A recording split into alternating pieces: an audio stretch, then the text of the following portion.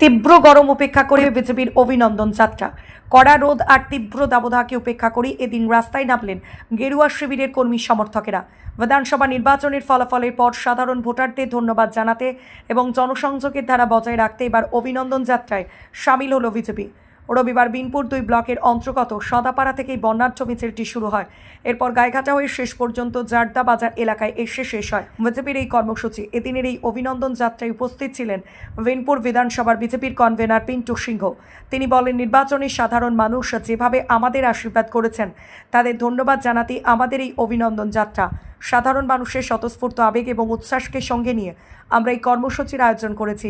প্রচণ্ড গরম উপেক্ষা করে এত মানুষের মিছিলে যোগদান দলের মনোবল আরও বাড়িয়ে দিয়েছে বলে দাবি তার।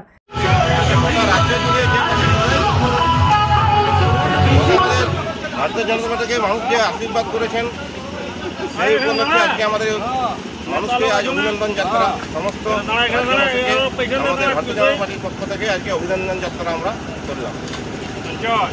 এটা আমাদের এই বিনপুর 2 ব্লকের সদাপাড়া অঞ্চলের আমাদের আজকে এটা ছিল। সদাপাড়া থেকে এই জায়গাটা বাজার জারদা বাজার পর্যন্ত ছিল।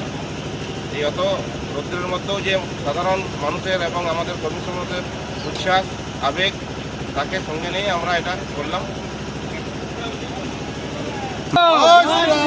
জয় শ্রীরাম।